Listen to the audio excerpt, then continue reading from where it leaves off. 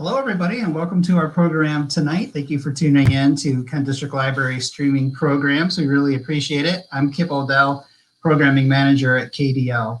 If you are interested in any of our other programs, we do a lot of streaming programs these days. They are at kdl.org/events, and we're actually only streaming programs. So anything you see in there is going to be a different type of streaming program. And we are doing adult events and different programs about every other week. So there's always something coming up. And so make sure that you check those out. Now tonight, we're doing the 10 Tax Tips program from Legal Aid of Western Michigan. And we're very excited to have them. There's a couple things I want to mention, and then I'm going to introduce them and get them going on the very interesting program tonight. So one thing is, if you're following on Facebook or following on YouTube, either way, you can put questions in during the program tonight, and then near the end of the program, we'll start to put those out so that the team here can answer those questions. So go ahead and do those throughout the program, but then we'll just bring them up at the end of the program. Also, we will be archiving this for later. It's going to be a lot of great information here, so you'll be able to find it on YouTube or Kent District Library through the tax season, or a Facebook page through the tax season, so that you can find those as well. So now I'm going to bring up Steve Grum with Legal Aid of Western Michigan, and he's going to take it from there. Hey, Steve. Hey, Kip. Thanks a lot. I appreciate it. Hi, everybody, and welcome to 10 Tax Tips for Working People and Families. Like Kip said, I'm Steve Grum. I work with Legal Aid of Western Michigan, and we're really happy to partner with the library and also with the Hispanic Center of Western Michigan on tonight's program. So here's what we're going to do over the next hour. Just like the program title says, we're going to go one by one through 10 tips to help people who have questions about filing your tax returns this year. And Kit mentioned if you have questions during the program, you can type those in. We'll try to get through them and get to them at the end of the program. Remember to keep them general and don't include any personal details or information. We're going to refer tonight to a lot of resources that are on the IRS website. Now, we made a listing in a handout of all the links that we're going to talk about tonight. So don't worry about fussing around and trying to Google and find them or write them down. We'll make that all available to you on social media. And you can also just go to our web pages and contact us, and we can send stuff right to you if you can't find it. But we'll definitely have a handout with all the links. And last, we're recording this program, and the Hispanic Center is going to produce a Spanish language version and also translate that handout. This is all going to be available in a few days. The Kent District Library will post it on their Facebook page. We'll post it on our Facebook page. Or again, you can go through our websites and contact us, and we can get things to you. Okay, so let's get into it. And let's start with something obvious. 2020 was at best a crazy year. And for a lot of us, it was a hard year. A lot of people lost work through no fault of your own. Some people switched jobs. Some people found new jobs. A lot of people got unemployment insurance benefits, and some of them for the first time in their lives. And a lot of us, if you remember back to last spring, got those first government stimulus payments. So here's something else that's obvious. Even during normal times, non-pandemic times, income tax, not a lot of fun. We get that. We're going to try to keep things simple tonight, and we're going to focus specially on some of those issues that have come up during the pandemic. So as we move on, just before I introduce our two presenters, I'm going to give you my lawyer fine print, which is that while we're super excited to offer the tips and resources tonight, this isn't legal advice or tax prep advice. We can only do that one-on-one and privately. That's it. That's the end of my lawyer fine print, but I do want you to know that.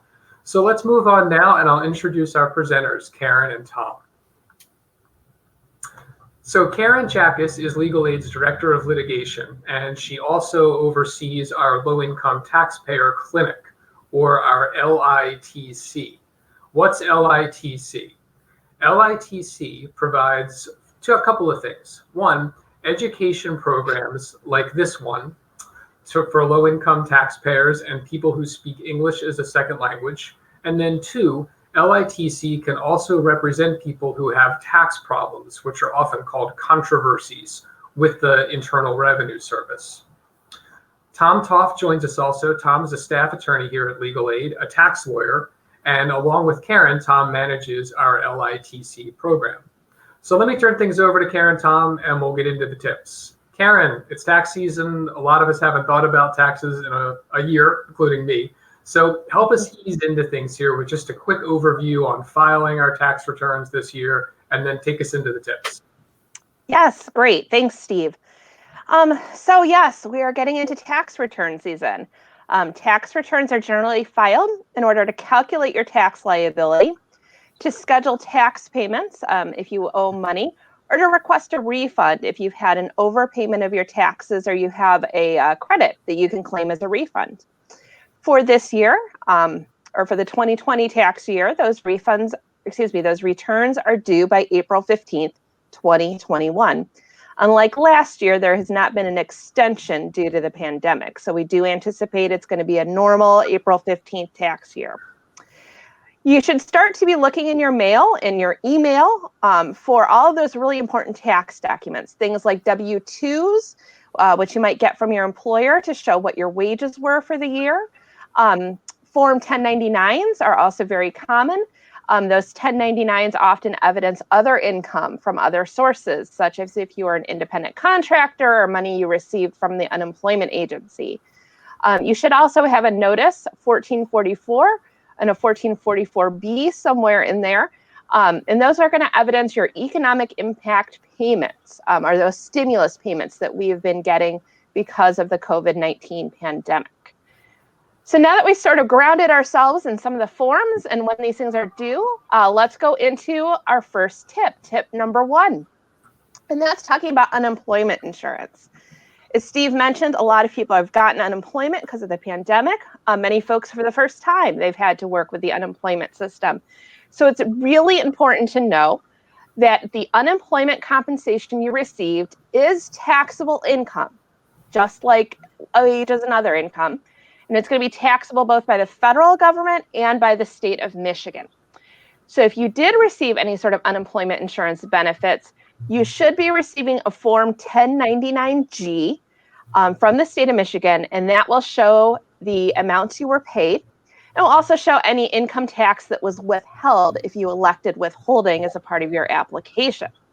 Now, you should remember that there were a lot of different and additional programs with unemployment this year, again, because of the pandemic.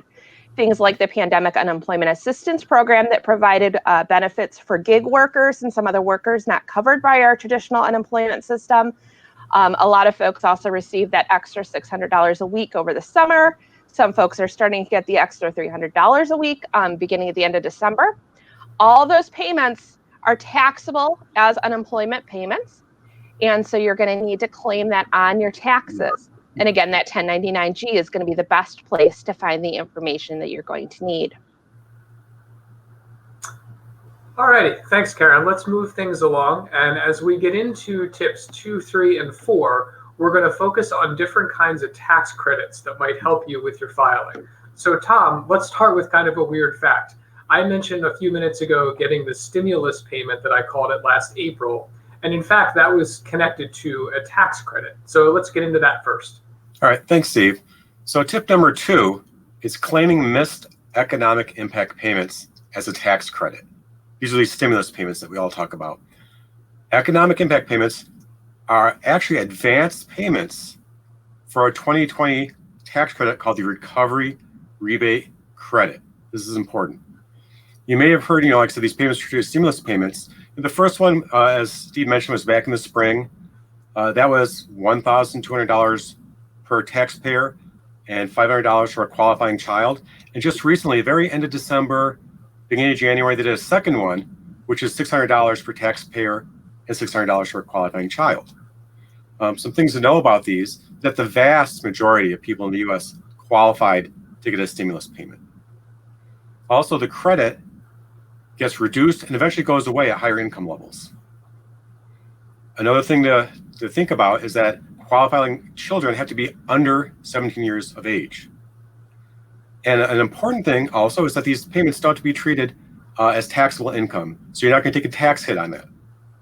If you want to check the status of whether you got these, you can go to an IRS website called Get My Payment. You can log on there. It'll show you when it was received, if it went to a bank account, have the last 4 digits. That way you can know if the money was sent out. But now let's get back to these economic impact payments being advance payments for a credit. There was a new credit created on the 2020 tax return. I think it's on line 30. It's a new line on the form. If you didn't get an economic impact payment that you were eligible for, you can claim it on your 2020 tax return as a recovery rebate credit. So if you should have got it, you didn't, it's not too late. On your tax return, make sure you pay attention to the recovery rebate credit. I think it's at line 30. Now, when you go to the instructions of the form, or say you're using a product software to figure this out, one thing you're going to need to know is you're going to need to know if you got some of the stimulus money, or none of it. You have to put that in. Earlier on, Karen mentioned forms 1444. So when the stimulus payments were sent out, the IRS sent a letter, form 1444, telling you, hey, this is what you got. The thing is, they were sent around the time that you got the payment. So unlike your W-2 that comes right about now during tax filing season, you could have gotten that first one way back in April. You could have got it back in August, right? So if you've got those forms, it said in the small type, keep it. All right, great, you've got the forms. But if you don't, you're going to need to get those amounts of what you had been paid if you didn't get everything. You can also do that by going to the irs.gov/account site. You can set up an IRS account, and they're going to have in the coming weeks where you can go in and see how much you were paid for that. So that information is available there. Also, you can go on to the IRS website if you haven't set up an account, and you can get a 2020 account transcript that will show you what payments for the stimulus was made to you. Again, that's important if you're going to be trying to claim this money as a recovery rebate credit, because the way all the formulas work out in the sheets is you have to know how much you're supposed to get, what they paid you, and what's left over. So it's important information. The gist of it is, if you're going to get some of that stimulus money, but it didn't come through, you didn't actually get it in your bank account, you didn't get that check, look at the recovery rebate credit on the 2020 tax return.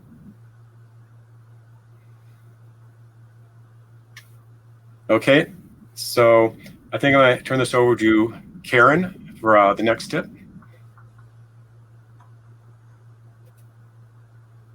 Oh, Karen, you're muted. Whoops, you think by this point I know to unmute myself before talking. So tip 3 is the other dependents credit. A lot of people know about the child tax credit and taking that credit for children that you live with and take care of.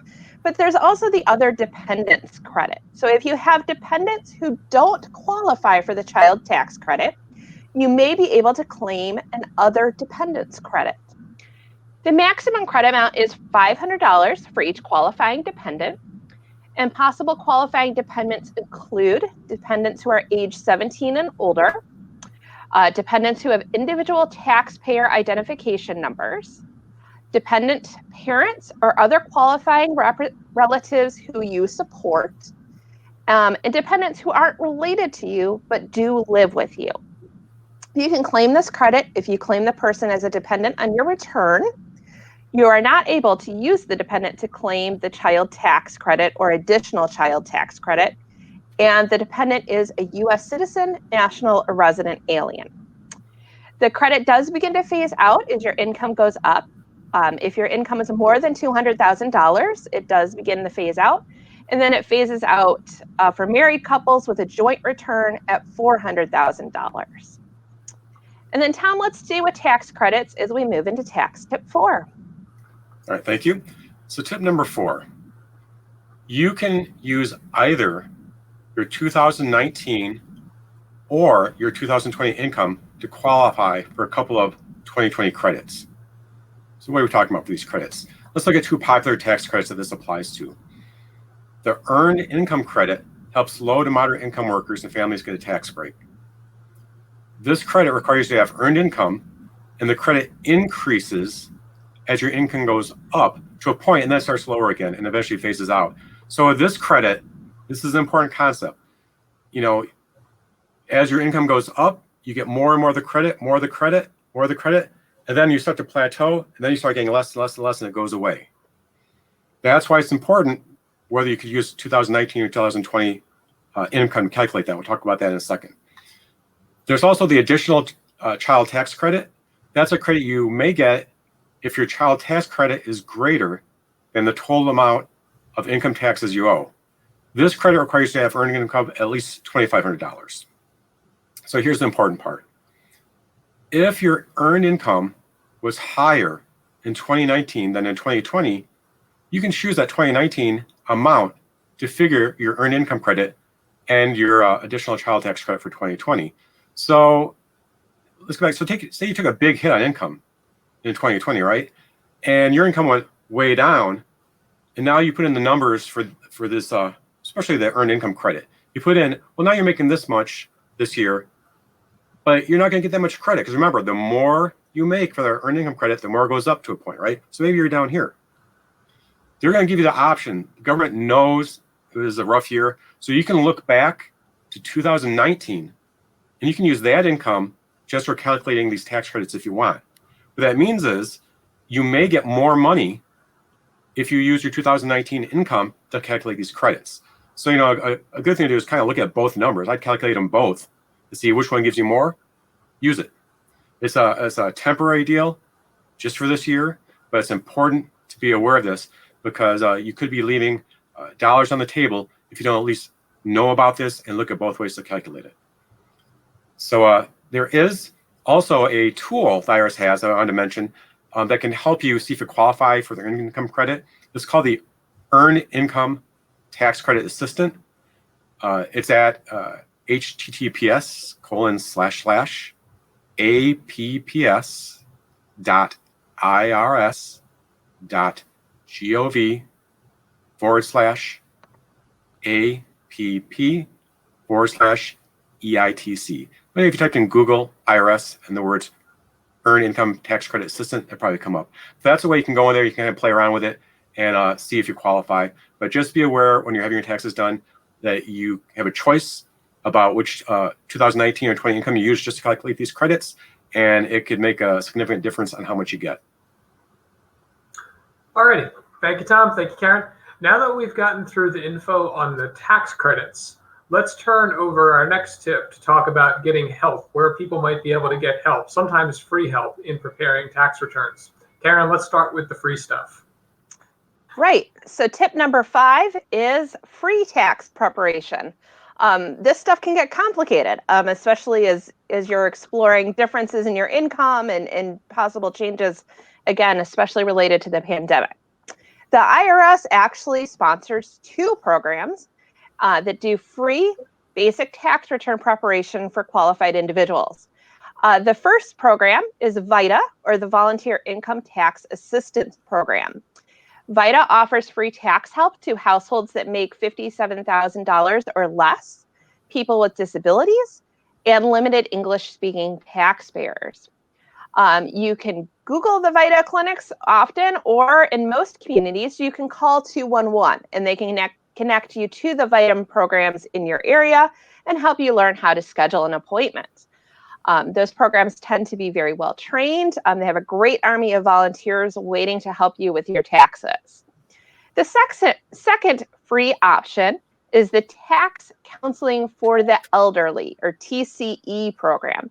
And as it indicates, this is a program especially for senior citizens, those who are 60 years of age and older.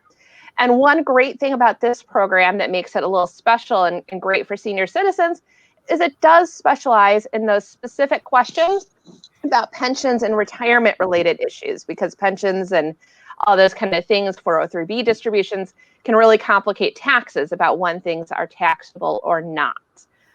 Most of these sites are operated by the AARP. And so we will provide a link to the AARP site to help you find a TCE site near you. Or you can call the AARP's number at 888-227-7669 to see if there is a site near you. Now, these clinics do focus on doing tax returns for free. The low-income taxpayer clinic at Legal Aid, we don't do tax preparation. Our focus and our funding does something different. It does those controversies when you're having an issue with the IRS. So if you need assistance with your tax preparation, We want you to call VITA and call the AARP and TCE. Don't call us. Hopefully when they do your returns, they'll get it right and you won't need us, but they're the ones who do the return prep. And you can also call the IRS directly, and they can connect you with an area VITA or TCE site. And the IRS phone number for that is 1-800-906-9887. All right, Tom, I think they're ready for the next tip. All right, thank you, Karen. So tip number 6, so you're self-preparing, you're doing your own return. Use the IRS's online interactive tool. And I really like this tool. The IRS's interactive tax assistant can provide a lot of guidance on filing correctly. It's at www.irs.gov/help/ITA. And something that should be noted, this is where you put in information and it tells you, do I have to file? Does my child qualify for the child tax credit? What's my Social Security taxable? There's lots and lots of topics where you put in information that's specific to your situation and it gives you the answer. A lot of times it's easier than going into the Form 1040 instructions, going through all that, trying to figure it out, apply it, do those worksheets. It's an interactive tool. It's really easy to use.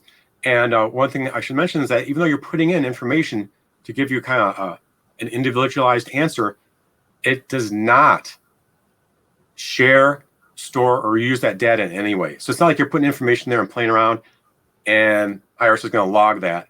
It's going to cause you trouble. It's not going to be sold. It's just a nice tool to put information in.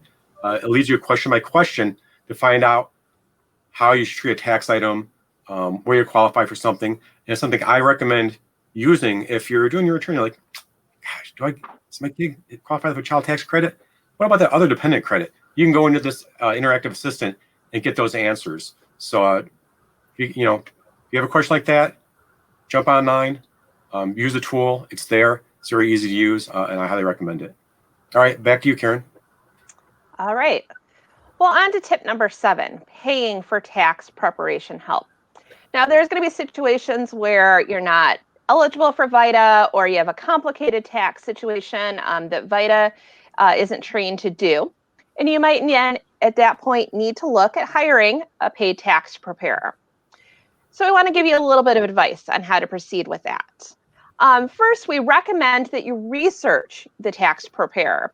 And what we have here on the screen is the IRS Directory of Federal Tax Return Preparer. Contains a lot of details about tax preparers. And so that is a good place to look to make sure that they're credentialed with the IRS, and it will show their credentials and their qualifications so that you can properly make sure they're someone who actually knows how to do taxes and not just someone who set up a table on the corner and is trying to make a buck. You can also check with your local Better Business Bureau to see if there have been any complaints or concerns about the tax preparer you're looking to use. You should always make sure you ask about service fees. You should avoid preparers who base their fees on a percentage of the refund or who boast bigger refunds than their competition. Unfortunately, it gives them a little bit of incentive to make sure you get a bigger tax refund, which may sound like a good thing, but in reality, sometimes they're going to take deductions or rebates or things that you're not really eligible for that's going to cause you problems down the road. You should never, ever sign a blank return. You should only sign the completed return, and you should take a moment to read that return and make sure it's all accurate. You should make sure you ask questions about anything unclear, especially if you think it's not quite right. You should also check very closely as the bank account routing information. Unfortunately, some tax preparers just get it wrong. And if the bank account information is wrong, it's not going to route into your bank account. It's going to go to somebody else's bank account, and then it's going to be about impossible for you to get it. So be very careful to make sure that routing information is for your bank and that it is correct. You should also make sure the preparer signs and includes the preparer tax identification number on the return. All paid tax preparers are required to have that number, that PTIN number. That helps the IRS keep track of what's going on and can help us find them later if we have questions or concerns. All right, Tom, let's go to tip number 8, which is something else to watch out for if you're paying for tax preparation help. All right, thanks, Karen. So tip number 8, avoid tax preparation and collection scams. There are a lot of bad actors out there. And generally, they're going to try to either get your money or get your information, but it's not for a good purpose. And a lot of them sound really convincing when they contact you. So I want to give you some tips that if you get a contact, you kind of know what the IRS does and they don't do. That'll help you prevent from getting scammed by these guys. So it's important to note that the IRS does not demand that you use a specific payment method, like a debit card or a wire transfer or a gift card. The IRS doesn't tell you have to pay this way. The IRS does not ask for debit or credit card numbers over the phone. They're not going to call you up and say, hey, give me your credit card number, give me your debit card number. It's not going to happen. That's a scammer. The IRS does not demand immediate tax payment. The IRS is really good if you owe them money about working things out, giving you a time frame. A lot of the scammers, what they try to do is call you up, get the pressure on, hey, you got to do this now, you got to do this now, and then trick you into giving you some information so they can, steal something out of your bank account, run some credit card numbers, things like that. So be aware that the IRS doesn't demand that immediate payment. Also, the IRS doesn't threaten to bring in immigration officers or other law enforcement to arrest people for not paying. This is a real common scam. The past month, I've been getting people calling me where they get a phone call and they're threatened to be sent to jail because of some alleged tax debt. Those are scammers. They're trying to get someone nervous, get them scared. Maybe somebody has a past history, some probation issues, whatever. They're worried about going to jail. So under that stressful environment, the scammer is trying to then get you to give some information, like your bank account number, your debit card number, your credit card information, maybe some other information, right? IRS is not going to threaten you that way. Someone calls you up like that, it's a scammer. Also, similar, the IRS doesn't threaten to revoke a license or your immigration status. Like with immigrants, one thing, they'll get calls up and someone say, hey, you're going to lose your status, unless you deal with this tax problem right now. Hey, why don't you deal with it now, or you're going to have to leave the U.S., you're going to be deported. Again, they're trying to put the pressure on, they want something immediate. The IRS does not threaten to revoke a license or immigration status. That's a scammer. The IRS does not use email, text messages, or social media to discuss tax debts or refunds with taxpayers. So you're getting emails, text messages. I've seen these, people sometimes call me and say, is this real? No, it's not. IRS is not going to text you and say, hey, respond to me now and pay this money or send me this information. They're not going to email you.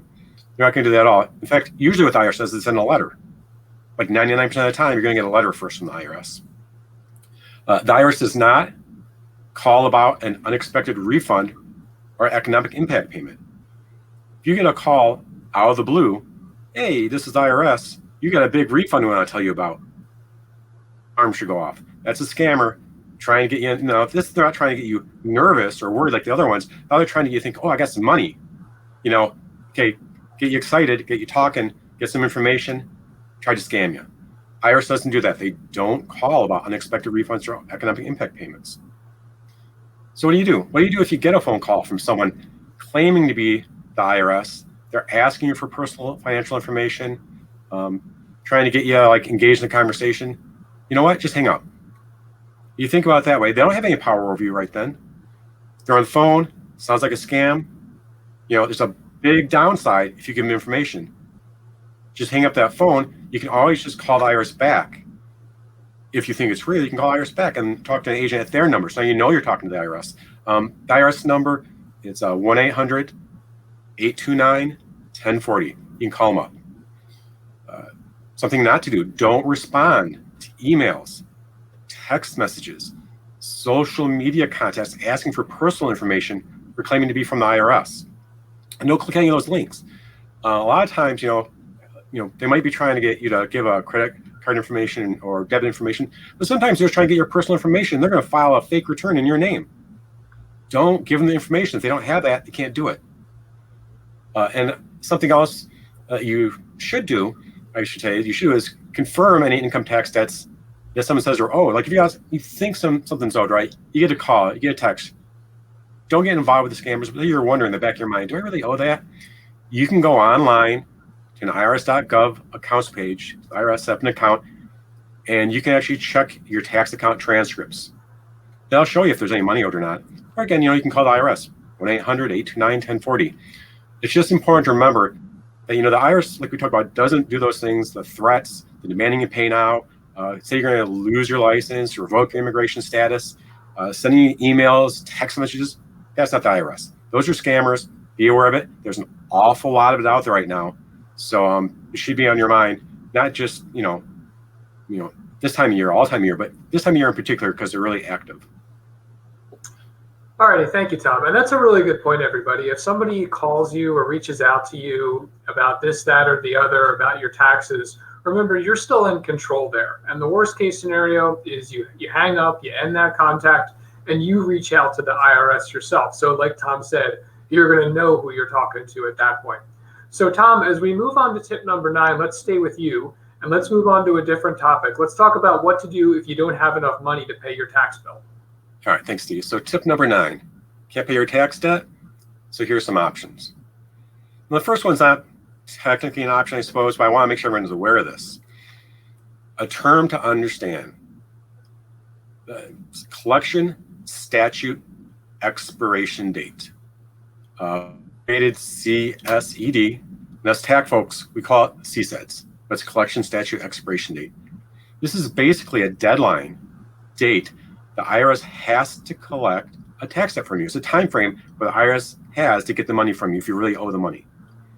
It's generally 10 years from the date when the IRS assessed a tax. It can be extended in certain circumstances, but generally it's 10 years.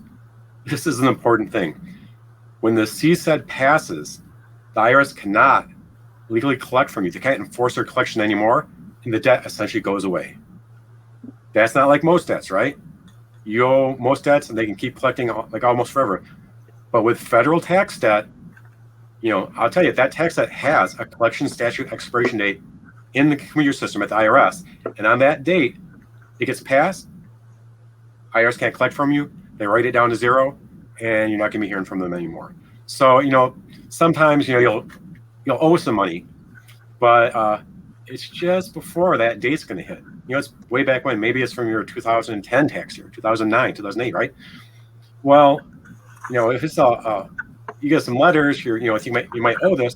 It's important to remember, if it's older debt, it might just go away in the next few months. So just be aware of that. So, occasionally, if it's near the end of that date, you can let it ride. Date goes away, you're going to be all right. But generally, usually, it's better to deal with tax debt than ignore it. That helps prevent, the threat of like levies on your bank account, wage garnishments, things like that. So usually you don't want to ignore it. If you owe money and you want to deal with it, here's a few IRS programs that could give you some control over that. One thing they're called installment agreements, repayment plans. That's where you work out with the IRS. You send them some money every month. As long as you keep the honor of the plan, they're not going to go after your bank account. They're not going to go after your wages. They're not going to take your state tax return refund. They will still keep your federal refunds, but it gives you some protection, and you're working things out with the IRS. It's something where you can apply online. You can type in IRS installment agreements. That'll take you to it. But there's a site, www.irs.gov/payments/online-payment-agreement-application. So you can go online. IRS has a form. It's pretty quick, pretty easy, and you get an answer right then and there. You can also call the IRS and ask them if you got a repayment plan. You can call 800-829-1040. That's 1-800-829-1040. Or, you can go on to the internet, and there's an IRS form called Form 9465. That's where you can just fill out the form. It has a couple of basic formulas in it, and has it put in a dollar amount, and you can actually send that to the IRS. They'll look at it and tell you yes or no. But it's just a repayment plan. That's my experience. It's other than if you can have all the money to pay now. It's usually what the IRS wants is to get in some type of repayment plan. There's also something called a partial pay installment agreement. It's a type of repayment plan, but this is one with IRS that allows you to pay off just a portion of the total debt monthly until those collection statute expiration dates are reached.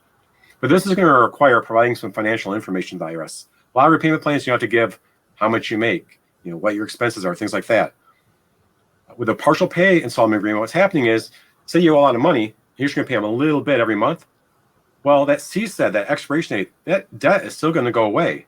So if you're not paying enough monthly to get everything paid off by the time that date comes and the debt they can't collect anymore, then the IRS is going to want information. You pay the smaller amount, and you kind of run it to that expiration date, and boom, once you hit the expiration date, now the debt goes away again. The benefit, again, about being on an installment agreement is it means you're on a plan with the IRS. They're not going to be coming after your bank account. They're not going to be coming after your wages.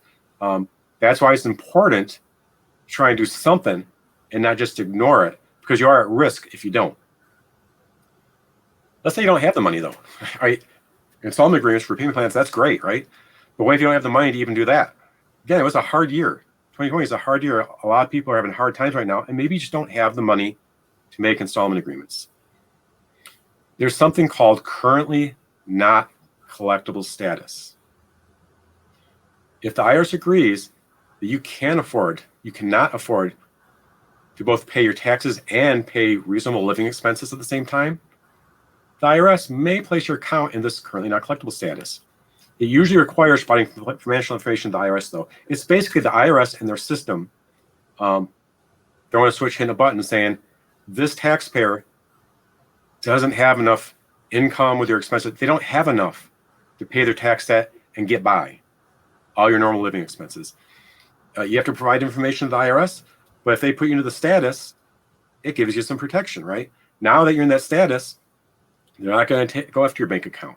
They're not going to go after your wages. They're not going to take your state tax refund. This will keep the federal refunds, but you have some protection against those other things.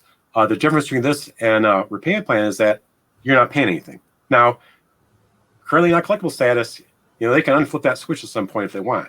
So if you come in some money, you get a better job, they see you're making a lot more down the road, maybe you hit the lottery, you're in the paper, boom, they're gonna hit that switch and maybe start collecting again. Now you're gonna go back to what else do I do? Well, they're probably gonna want to put you into a repayment plan if you can't pay it all. But if it's hard times, you just don't have the money, currently not collectible status is something to consider. It's relatively straightforward, not particularly hard to get compared to all the different programs that are out there. It's something that you should be aware of. Something else that I wanted to talk about is called an offer in compromise. An offer in compromise allows you to pay less than the full amount you owe. It's much more involved than installment agreements and this currently not collectible status. You got to provide financial information to the IRS, and it's actually like filling out a bank app for a big loan. You have to, explain where's your money come from, where are your expenses, lots of what are your assets, what are they worth, what could you sell them for if you have to sell them quickly. Always in this big form. You have to send it to the IRS. They look at it, and if they agree, they'll take pennies on the dollar, whatever you offer. And if they agree, what you pay them, they'll consider it as payment in full. It's just like cutting a deal. It's like saying, hey, I owe all this money. Here's all of my financial information. You know what's going on. I don't have the money to pay, but I'm willing to offer you this much to cover this much tax debt. If they go for it, great. It'll be considered paid in full. And it's another way you can tackle things. But it is more involved. It's advisable that you work with a tax professional for that if you try to explore that route. But I wanted to mention it because it is a viable option. I mean, maybe you're not near the end where that debt's going to go away right away. Maybe you got some years left on it. It's a lot of money. You're sweating it. You want to do something with it. Well, you could get on an installment agreement. You could get on the current not collectible status. And if you want to, you could still try for the offer in compromise. And maybe they go for that. These are the main ones. When people owe money to the IRS, there are other ones. There's lots of different ways you can tackle it, special programs. But these are the main ones that I wanted to mention because they're the ones that most frequently that I help folks with, and people I know that have to do with the IRS usually take these routes. And hey, Tom, if you don't mind, just before we move on to the next tip, the last tip, You just reminded me of something. A few years ago, everybody, I had made an honest mistake in reporting my taxes. And when it got to the next year, I ended up owing. And I owed a lot more than I was able to pay right out of my bank account at the moment. Now, I was scared to death, and I envisioned all those ideas about people in the dark suits coming and telling me I got to pay up right away and all that, all those bad ideas we have about the IRS. And I ended up applying for a partial payment installment agreement. And without any trouble, I was lucky because I was working at the time. I was able to get on a monthly plan and just pay it all right back, little by little by little by little by little. And over time, it went away and it was all good. So I went from being super scared about making a kind of dumb mistake to just being able to say, okay, I'll get in touch, I'll read this letter, I'll follow the instructions, and little by little, I'll knock it out. So it worked out really well. That's all I wanted to say. Well, that's good to hear. One of the things that I come across a lot is people have trepidation about the IRS. And, in some areas, it's complicated, right? It can be very complicated. But how I look at it is IRS employees are public servants. And the ones I deal with, they take their jobs very seriously, and they're trying to get to the right answer. And there are an awful lot of safeguards and procedures put in to protect people. So, it's not like dealing with some private collection agency that's just going to be calling you all the time, sending you letters. There are a lot of procedures, maybe more than any other federal agency. I mean, there's a lot. They have all these procedures put in place to protect taxpayers, get to the right answer, be fair and just. And most of the time, you're going to find, if you go online, it's online. But even when you talk to them, most of the time, it's not going to be that bad. They're really good to work with, actually. Once in a while, you have a bad egg, right? It's like anything. But it's a mistake to be really worried, really scared, not do anything. That's something you want to do. So kudos to you for doing that, because it's better to address it and get it something worked out or get it behind you, and then go on with life. All the other things you got to do. Yeah. Thanks, Tom. So let's wrap things up. We'll stay with you, and we will move along to tip number 10. So tip number 10. Update your W-4. So a W-4 is a form. Its purpose is to tell your employer how much money to withhold from your paycheck for taxes. If you work for an employer, you get your paycheck, and you got how much money you made, there's all these things taken out, right? Some of that is being withheld for taxes. And how they know what to withhold is from W-4. If you've had big life changes, like getting a second job, having a baby, getting married or divorced, you might want to adjust your withholding by completing a new W-4 form for your employer. Now, why? Why do you want to do this? Well, when your withholdings of each paycheck are aligned to your financial situation, you're less likely to over or under withhold over the course of a year. So what that means is, if every paycheck they're not taking out enough, well, tax time comes around, you could have a big tax bill, a small refund, or even a big tax bill, like an unpleasant surprise, right? Or maybe you're having too much held out. You're over withholding, right? They're taking way too much out of every paycheck. Well, okay, you might get a big refund, but maybe it's better to have that money in your pocket every paycheck instead of over withholding, right? Well, W-4 is how you can adjust that. Now, over a year ago, the IRS changed its Form W-4 to make it more accurate for estimating withholdings. They changed it around. The new form is supposed to be easier to use, and the IRS hopes that it'll be easier for employees and employers to understand. The new form is supposed to make all the calculations more accurate. In the old form, the biggest thing people know about is something called withholding allowances. That's where when you had a W-4, you could put in more allowances. Like say you have a couple kids, you could put them in, more allowances. They had different rules, right? The more allowances you put in on the old form, the less money they would hold out from your pay. All right, so some people would use that to kind of push it up or down. Well, those are gone. There aren't withholding allowances anymore. But with the new form, you put in a lot more data. It takes in consideration of your filing status, credits you might be getting. If you want to have extra money withheld, that's what you want. With the new form, there's a line you can kind of put a dollar amount. So you can still do it, But if you've used withholding allowances in the past, those are gone. And again, really, you want to be thinking about this if you had a big life change. And again, crazy year, 2020, crazy year. A lot of things happen, right? If you're working a second job, new kid, married, divorced, whatever, it's worth just looking at this. So when we get through, this is going forward, so we go through 2021, we get around a year from now, you don't have a surprise that you don't want. So just another tip, think about looking at it. You can ask your employer's payroll or human resources department how to submit a Form W-4 if you want, because every company has to have those for their employees, and they should be able to help you if you have more particularized questions. So, all right, thank you, Tom. And that gets us through tips 1 through 10. We still have some time for questions as we wrap things up, and Kit may want to come on back in here. While we make this transition, I do want to note again that we're going to make available all the links that we talked about tonight, and you saw some shots of some of those web pages and IRS resources in our slides. So don't worry, you might be able to find them by Googling, but you can get them through our social media and through our websites, or just contacting us. And real quick too, we also mentioned a couple of phone numbers. I'm going to reread 3 of them now. As for and 2 of these have to do with those free tax programs that you might be eligible for that Karen talked about a few minutes ago. So the first one was VITA, Volunteer Income Tax Assistance. Just call 211, the local information line, and ask them for where to go for your nearby VITA program.